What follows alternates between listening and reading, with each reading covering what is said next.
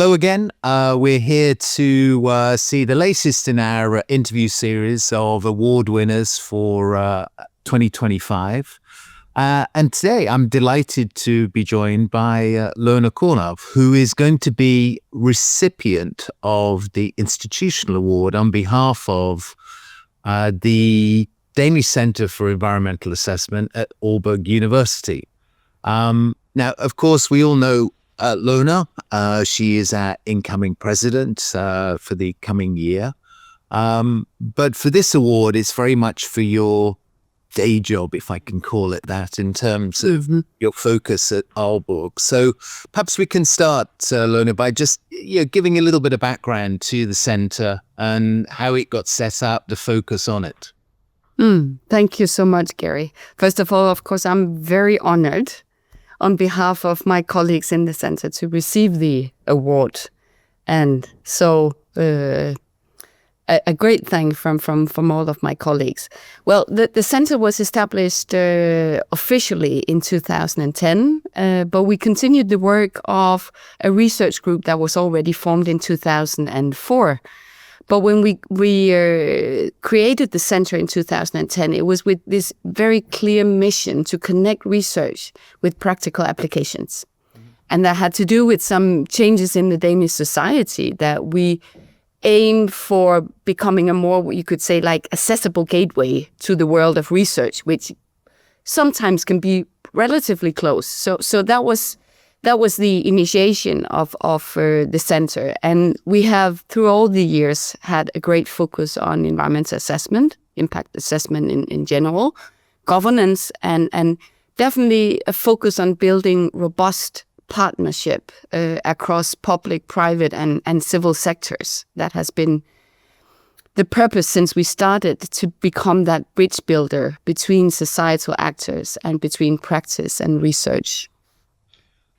Which is an interesting sort of segue. I guess if we look at the sort of turmoil that we're currently facing in many areas, I mean, how do you see that sort of ability to scale research collaboration going forwards, particularly as we look into international spheres? I mean, do you feel optimistic that is still going to be happening in academia or in practice?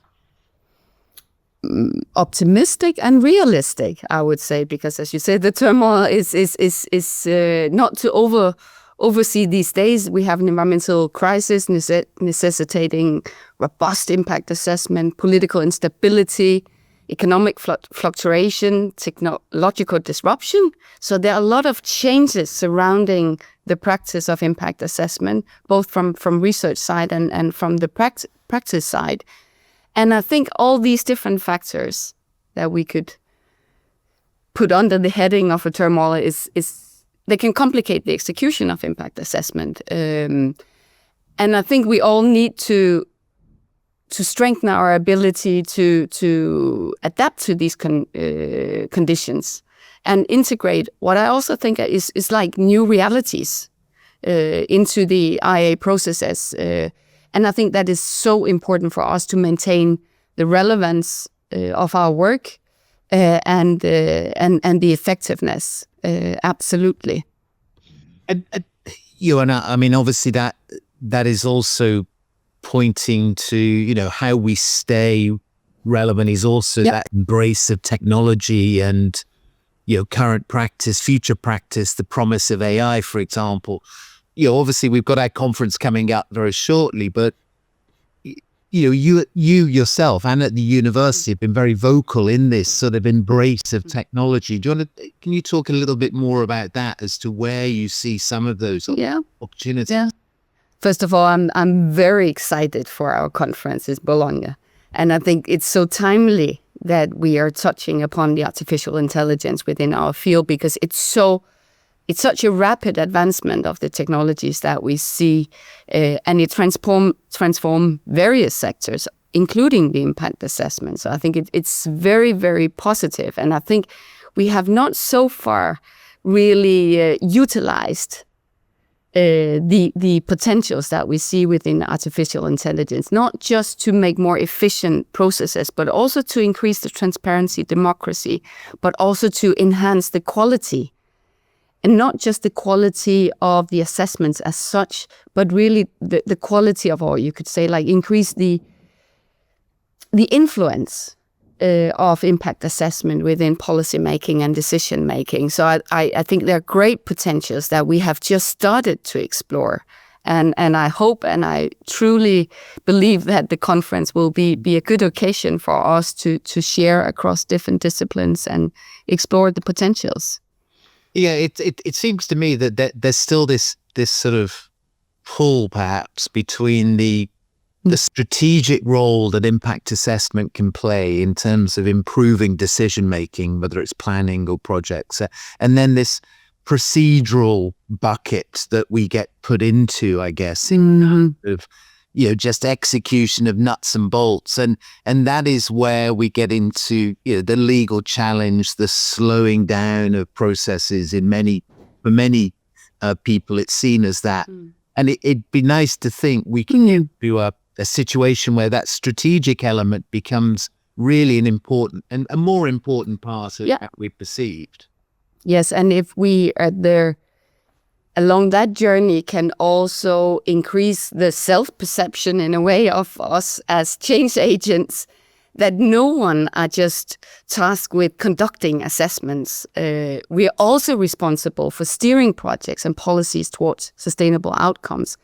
So I think we also have a task in relation to our mindset. And so I very much look forward to exploring also the digitalization, artificial intelligence on that pathway.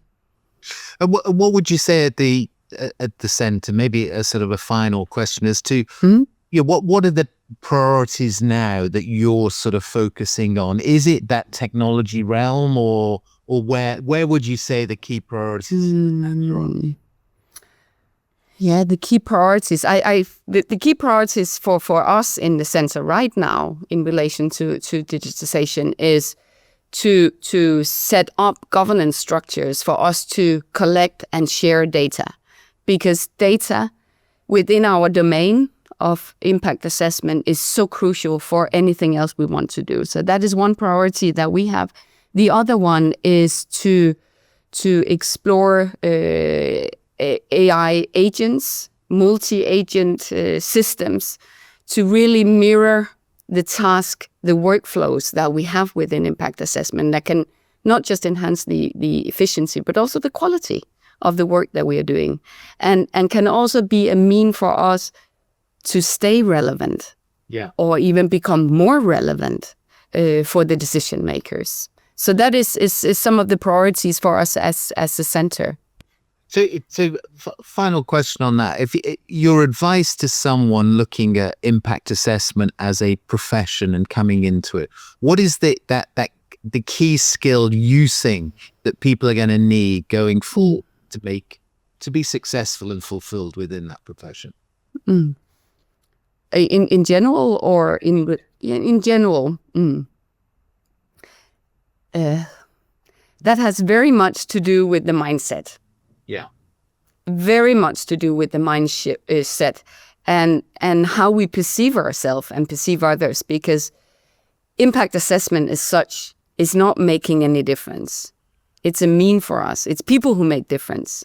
It's people who make change. It's not impact assessment as such. So really to shift the focus a bit, I would love to see that, to acknowledge that in order to create the change that we're all aiming for, we need different agents. And impact assessment is one of the agents, but it's still undertaken and used or not used by people, by institutions. So more a shift towards the mindset, towards self-perception in a way, and collaboration, because we need to collaborate across disciplines, across research, practice, policy making, and across borders. So collaboration is another focus area for me, and I think for our community as well. Well, look, I think that's a great message to sort of to leave on. I think that need for collaboration, cross-sectoral inquiry, and the ability to really look far and wide and utilize the technologies that we have. So, congratulations again on the award. I very much look forward to seeing you in Bologna and continuing these discussions. Thank you so much.